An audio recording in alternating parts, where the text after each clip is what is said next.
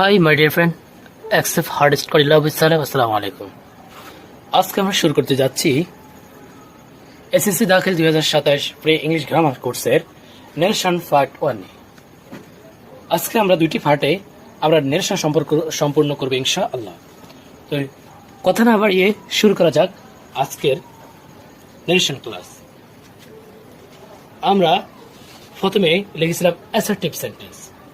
Assertive sentence যখন একটি সেন্টেন্সের মধ্যে অ্যাসার্টিভ রিপোর্টিং স্পিচে অ্যাসার্টিভ থাকবে, তখন আমরা রিপোর্টিং স্পিচের ক্ষেত্রে সেড টু এর পরিবর্তে টোল্ড বসাবো এবং ইনভার্টেড কমার পরিবর্তে ড্যাড বসাবো।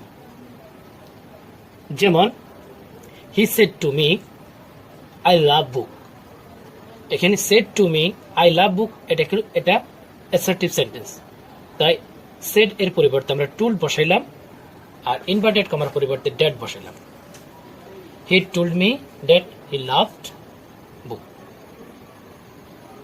ইন্টারোগেটিভ সেড টু এর পরিবর্তে আস্কড হবে আর ইনভার্টেড কমার পরিবর্তে ইফ বা ডাব্লিউএস কোশ্চেন হবে। যেমন he said to me are you going. এখানে এটা একটি আর ইউ গোয়িং, এখানে একটি ইন্টারোগেটিভ সেন্টেন্স। ইন্টারোগেটিভ সেন্টেন্সের ক্ষেত্রে আমাদেরকে সেড এর পরিবর্তে আস্কড বসানোর জন্য বলা হয়েছে এবং ইনভার্টেড কমার পরিবর্তে ইফ বসানোর কথা বলা হয়েছে। He said to me are you going, he asked me if I was going. Imperative sentence, যদি কোনো ন্যারেশনের মধ্যে আমরা ইম্পারেটিভ সেন্টেন্স দেখি, তখন আমরা সেড টু এর পরিবর্তে ওয়ার্ডার বা রিকোয়েস্টেড বসাতে হবে। ওয়ার্ডার, রিকোয়েস্টেড এগুলো বসাবো আর ইনভার্টেড কমার পরিবর্তে টু বসাবো। তাহলে দেখা যাক he said to me give me a cup of coffee. তাহলে give me a cup of coffee, এখানে এই সেন্টেন্সটা ইম্পারেটিভ সেন্টেন্স রয়েছে। আর ইম্পারেটিভ সেন্টেন্স হওয়ার কারণে আমরা এই সেড টু এর পরিবর্তে ওয়ার্ডার দিয়েছিলাম আর ইনভার্টেড কমার পরিবর্তে টু বসাইলাম। Optative sentence. অপটেটিভ সেন্টেন্সের ক্ষেত্রে সেড টু এর পরিবর্তে ওয়েস্ট বা ফিরিয়ার্ড হবে এবং ইনভার্টেড কমার পরিবর্তে ড্যাড হবে। যেমন father said to me my Allah bless you. এখানে may Allah bless you, may Allah bless you এখানে একটা ইম্পারেটিভ অপটেটিভ সেন্টেন্স। এই অপটেটিভ সেন্টেন্স হওয়ার কারণে আমরা সেড টু এর পরিবর্তে ফিরিয়ার্ড, এখানে প্রশংসা বুঝিয়েছে, প্রার্থনা করা বুঝিয়েছে, এখানে ফিরিয়ার্ড বসাইলাম আর ইনভার্টেড কমার পরিবর্তে ড্যাড বসাইলাম। Father prayed me that Allah might bless me. এখন একটি প্রশ্ন সকলের মাঝে জাগবে যে আমরা ন্যারেশন কিভাবে করব। ন্যারেশন আমাদেরকে এই সেন্টেন্সগুলো যেভাবে আছে এইভাবে আমরা ন্যারেশনগুলো করতে হবে। যেগুলো পরিবর্তন হওয়ার দরকার এগুলো পরিবর্তন করতে হবে।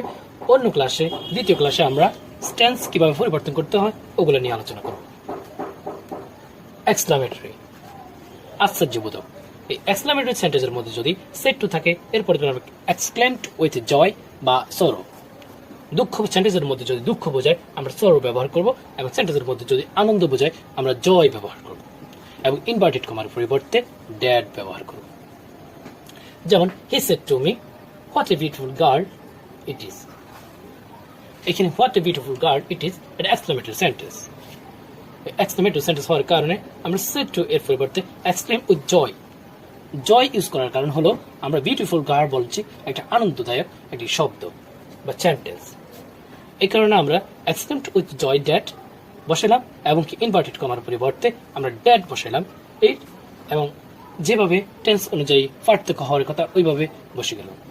আমাদের প্রাথমিকভাবে যেই নিয়মটি জানা দরকার ছিল তাই হলো আমরা অ্যাসার্টিভ সেন্টেন্স দেখলে কিভাবে চেঞ্জ করতে হবে, ইন্টারোগেটিভ সেন্টেন্স কিভাবে চেঞ্জ করতে হবে এবং ইম্পারেটিভ সেন্টেন্স কিভাবে চেঞ্জ করতে হবে, অপটেটিভ সেন্টেন্স এবং এক্সক্লামেটরি সেন্টেন্স। আমাদেরকে এই 5টি সেন্টেন্সের উপরে ফুল ন্যারেশনকে বাজিবাদ করতে হবে। আর আমাদের পরবর্তী ক্লাসে একটু বড় হলেও শর্টকাটে শেষ করার জন্য শেষ করব। এইভাবেই আজকের জন্য ন্যারেশন পার্ট 1 এ পর্যন্ত। আল্লাহ হাফেজ, সকল ভালো থাকবেন। No more today, see you again.